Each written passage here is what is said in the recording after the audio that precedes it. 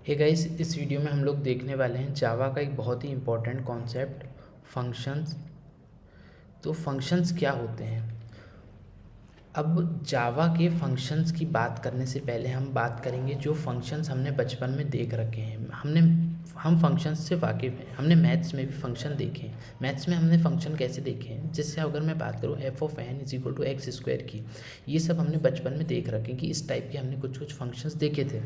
तो अगर मैं इसकी बात करूँ तो ये एक ऐसा फंक्शन है, ये कुछ एन की वैल्यू लेता है, लेट सपोज 5 लेता है, इस पर कुछ ऑपरेशंस करेगा जैसे एक्स स्क्वायर करा और हमें आउटपुट देता है, तो ये हमें 25 आउटपुट देगा। जावा में भी कुछ ऐसे ही सिमिलर होते हैं।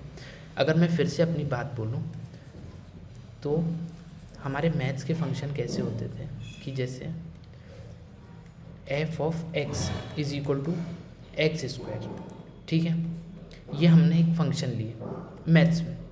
तो ये क्या करता है, ये एक इनपुट लेता है, कुछ इनपुट लेगा, उस पर कुछ ऑपरेशन करेगा। यहाँ पे इसका ऑपरेशन है जो भी वैल्यू आएगी उसका स्क्वायर निकालना और हमें रिटर्न देना, तो ये हमें आउटपुट देगा। अगर मैं यहाँ पे बात करूँ तो अगर मैं 5 इसे इनपुट दूंगा तो ये 5 इनपुट लेगा, 5 पे 5 का स्क्वायर का ऑपरेशन करेगा और हमें आउटपुट दे देगा कितना, 25। तो हम इसे ऐसे भी लिखते थे कि एफ ऑफ एक्स, अगर एक्स स्क्वायर है तो एफ ऑफ 5 कितना होगा, 25। ये हम मैथ्स की लैंग्वेज में लिखा करते थे। अब हम इसे जावा में कैसे लिखते हैं आइए देखते हैं। तो हम सबसे पहले क्या करेंगे, हम एक प्रोग्राम लिखते हैं इंट एन टू एन का स्क्वायर निकालने का। तो क्या होता है, एन इंटू एन, ये हमारा एन स्क्वायर निकल गया। अब मैं क्या करूँगा, system dot out dot print L N value of N square is plus N two, ठीक है जी। इसे मैं रन करके देखता हूँ, Java C print X two Java print. अगर मैं 5 की बात करूँ तो हमारा आउटपुट आया value of n is 25। Let suppose कि मेरे पास यहाँ पे एन है। अब मुझे यहाँ पर दो और वेरिएबल हैं, int y is equal to S C N dot next int z is equal to S C N dot next int, ठीक है जी। अब हमें तीनों का वो निकालना है, क्या, स्क्वायर। तो int y two is equal to y into y, int z two is equal to z into z, ठीक है जी। अब आप बोलेंगे कि ठीक है, ये हमने निकाल ली। यहाँ पे हम कुछ इसी तरीके से हम इसे प्रिंट भी कर सकते हैं, वाई टू जेड टू। अब देखिए सबसे इम्पॉर्टेंट चीज़, प्रोग्रामिंग का एक बहुत इम्पॉर्टेंट कॉन्सेप्ट है DRY, which stands for do not repeat yourself. कभी भी अपने आप को रिपीट नहीं करना, ये ट्राई, ये आप हमेशा याद रख लीजिए। और हम यहाँ पे क्या कर रहे हैं, n into n, x into x, z into z, और तीनों को हम प्रिंट कर रहे हैं यहाँ पे देखिए। तो अब देखिए इसी मोमेंट पे हम फंक्शन इंट्रोड्यूस करेंगे। इसी टाइम पर हमें इंपॉर्टेंस समझ में आएगी किसकी, फंक्शन की। अब देखिए अभी तो ये बहुत छोटा सा कोड है इसलिए आपको समझ में नहीं आएगा। लेट सपोज अगर हम टिक टेक टॉय बना रहे होते तो उसमें हमें बहुत सारी लाइन आउटपुट प्रिंट करनी रहती है। तो हम वो सबकी यहाँ पे मान लो 25 लाइन रहती है, तो हम हर एक लॉजिक के बाद यहाँ पे 25 लाइन प्रिंट कर रहे होते, वो हम अवॉइड कर सकते हैं फंक्शंस को। फंक्शंस बेसिकली क्या काम करता है, पहला चीज़ तो हमारी एक ही हो गई कि try, do not repeat your self, मतलब हम हमारे कोड को मॉडर्नाइज कर सकते हैं, पहली चीज़। दूसरी मेंटेनेबिलिटी बढ़ जाती है। मेंटेनेबिलिटी कैसे बढ़ जाती है, अब देखिए जावा में सबसे पहले हम फंक्शन कैसे लिखते हैं वो देखते हैं। तो कुछ नहीं है, हम अभी तक फंक्शन लिखते आए हैं, ये हमारा मेन फंक्शन है, हम अभी तक जो भी है मेन फंक्शन में लिखते आए थे। तो कभी भी जावा प्रोग्राम में सबसे पहले मेन फंक्शन एग्जीक्यूट होता है, उसके बाद हमारा जो जावा के अंदर फंक्शंस कॉल हुए हैं वो फंक्शन एग्जीक्यूट होते हैं। जैसे अब हम यहाँ पे एक फंक्शन बनाते हैं हमारा पब्लिक स्टैटिक इंट मैंने क्यों लिखा, क्योंकि ये फंक्शन हमें इंटीजर टाइप का वेरिएबल रिटर्न करेगा। तो यहाँ पर जो भी रिटर्न होने वाला है वो हम उसका टाइप लिखते हैं। यहाँ पे जैसे कुछ रिटर्न नहीं होने वाला था तो हमने वॉइड लिखे मेन फंक्शन के लिए। अब हम यहाँ पे बनाते हैं x2, मैं इस फंक्शन का नाम तो x2, एक्स स्क्वायर बोल देता हूँ, एक्स स्क्वायर तो ये क्या करेगा, इंट एक वैल्यू लेगा x और उस पर कुछ ऑपरेशन करेगा। उस पर क्या ऑपरेशन करेगा, तो हम लेते हैं int x2 is equal to X into X और system dot out dot print ln x2। यहाँ पे हम लिखेंगे x2 और ये सेमीकोलन। ठीक है जी, ये हमने हमारा फंक्शन बना दिया।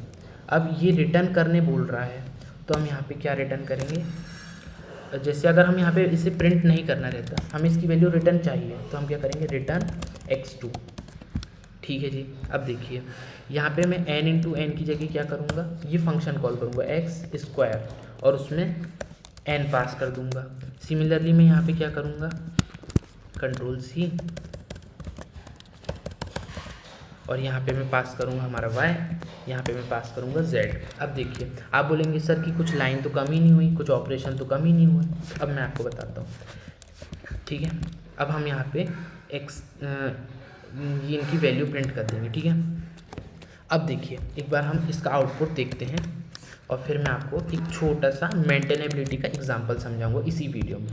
क्लियर जावा सी प्रिंट जावा प्रिंट, अगर मैं 5 की बात करूँ, 6 और 7, तो 25, 36 और 49। मतलब अब देखिए हमने यहाँ पर लॉजिक सिर्फ एक बार लिखे हैं स्क्वायर प्रिंट करने का, बट हमने एक्स स्क्वायर को बार बार कॉल करें हैं, तो क्या होगा। अब इसको हम मेमोरी डायग्राम इसका समझेंगे, बट मैं अभी आपको पहले मेंटेनेबिलिटी समझाता हूँ। मेंटेनेबिलिटी देखिए, अब लेट सपोज हमें किसी ने बोला कि नहीं भाई तुम्हें एक्स स्क्वायर प्रिंट नहीं करना है, एक्स क्यूब प्रिंट करना है, तो अब आपको 3 जगह x इंटू एक्स नहीं लिखना रहेगा। आप यहाँ पे सिंपल सा यहाँ पे एडिट करेंगे और अब आप जो भी वैल्यू एंटर करेंगे उसका स्क्वायर नहीं क्यूब प्रिंट होगा। अगर मैं यहाँ पे इसे, अभी तो मैंने आपको समझाने के लिए स्क्वायर लिख दिया था, क्यूब लिख देते हैं, वैल्यू ऑफ n क्यूब।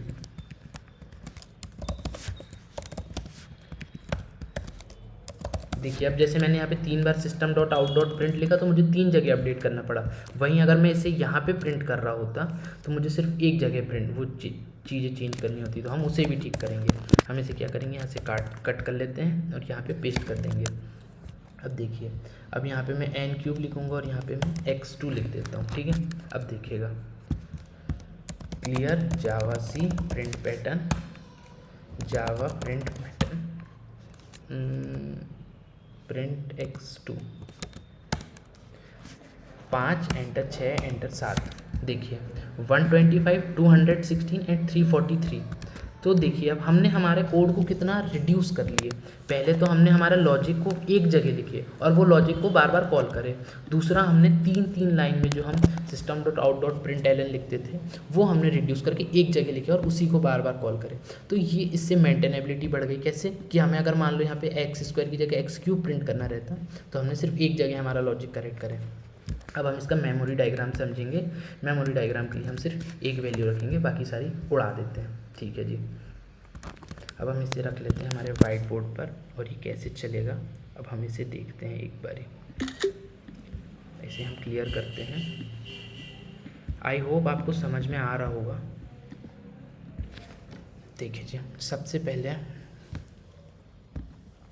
हमारा n, सबसे पहले प्रोग्राम आया यहाँ पर आया तो इन्हें बोला आपको इनपुट लेना है। ये दोनों लाइन को भी अभी आप भूल जाओ, ये मैं हटाना भूल गया, इंट x और इंट y वाली लाइन। हम सिर्फ इंट n के लिए बात करेंगे, ठीक है, क्योंकि हम उसका यूज़ भी नहीं कर रहे हैं। अब देखिए यहाँ पे अगर यूज़र ने इनपुट दिया n इक्वल टू 5 तो क्या होगा, मेमोरी डायग्राम में एक n वेरिएबल बनेगा इंटीजर टाइप का। इसका टाइप क्या होगा, इंटीजर, क्योंकि हमने यहाँ पे इंटीजर लिखे हैं। यहाँ पे देखिए आप तो, और उसमें वैल्यू हो गई असाइन कितनी, 5। ठीक है जी, ये हो गया। अब कर्सर आया नेक्स्ट लाइन पर। यहाँ पर क्या हुआ, यहाँ पर देखिए यहाँ पर एक्स स्क्वायर एक फंक्शन कॉल हुआ। तो यहाँ पर क्या होगा, ये एक फंक्शन था, ये मेन फंक्शन था, ये जो फंक्शन था ये मेन फंक्शन था। ठीक है, अब एक फंक्शन वापस बनेगा एक्स स्क्वायर। इस फंक्शन का नाम क्या होगा, एक्स स्क्वायर। अब एक्स स्क्वायर में एक क्या होगा, सबसे पहले यहाँ पे इंटीजर एक्स, एक एक्स नाम का वेरिएबल बनेगा यहाँ पर एक्स। जिसमें वैल्यू कितनी होगी, जो n की वैल्यू है, मतलब कि यहाँ पे n की वैल्यू है 5, तो यहाँ पे x को कितनी वैल्यू असाइन होगी 5। अब नेक्स्ट लाइन पे कर्सर जाएगा। अभी यहाँ मेन, पहले मेन पे था, अब कर्सर उचक के यहाँ चला गया, पहले यहाँ गया अब ये लाइन पे, तो ये लाइन पे क्या हुआ, एक और वेरिएबल बना इंटीजर टाइप का x2। उसमें क्या हो रहा है भाई, उसमें हमारे 5 इंटू 5 इंटू 5, क्योंकि x की वैल्यू 5 है, x into x into x, तो 5 इंटू 5 इंटू 5 कितना हो गया 125। ठीक है जी, ये हो गया। अब यहाँ पे आउटपुट प्रिंट है, तो यहाँ पे हमारे कंसोल में क्या आ जाएगा, वैल्यू ऑफ 5n³ इज़ 125। मैं उतना लंबा नहीं लिख रहा हूँ, ये होगा सिर्फ वैल्यू ऑफ n³ इज़ 125, ये हो गया। उसके बाद हम ये क्या चला, रिटर्न चला। रिटर्न में क्या हो रहा है x2, मतलब ये हमने यहाँ पे जो कैलकुलेट करे थे वो रिटर्न होगा। रिटर्न होगा तो क्या होगा, ये जो x2 है, अब देखिएगा बहुत ध्यान से, ये जो 125 है, जब यहाँ पे रिटर्न पड़ा तो मेमोरी डायग्राम में से ये वाली चीज़ वॉश आउट हो जाएगी, ये वाला फंक्शन वॉश आउट हो गया, ये सब वॉश आउट हो गया। और जो 125 था, इसमें जो 125 था वो अभी यहाँ मेन ने रिसीव करा और हमारा कर्सर है अभी यहाँ पर, तो यहाँ पर हमारी वैल्यू कितनी है 125।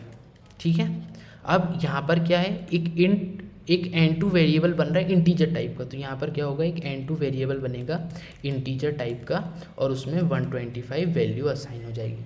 तो इस तरीके से हमारा मेमोरी डायग्राम चलेगा फंक्शंस के लिए। अभी हम फंक्शंस का ना बहुत कंसिक्यूटिवली यूज़ करने वाले हैं, तो मैंने बहुत छोटा सा एग्जांपल लेके आपको x² का फंक्शंस जावा में कैसे वर्क करते हैं वो समझाया। आगे हम और फंक्शंस का यूज़ करेंगे तो आप हैबिचुअल होते जाएंगे। पैटर्न लास्ट 20 सीरीज़ की ख़त्म हो गई है पैटर्न की। पैटर्न में मैंने बेसिकली आपको सारे पैटर्न तो नहीं करना सिखाएगी, क्योंकि वो तो पैटर्न तो कुछ भी हो सकता है, बट मैंने आपको एक अप्रोच दे दिया है कि कोई भी पैटर्न आपको अगर कभी मिलेगा तो आप उसे कैसे हैंडल कर सकते हैं। तो फंक्शंस के इंट्रोडक्शन वीडियो के लिए इतना ही, मिलेंगे नेक्स्ट वीडियो में और हम फंक्शंस की आगे और बात करते जाएंगे। तो इस वीडियो के लिए इतना ही, थैंक यू।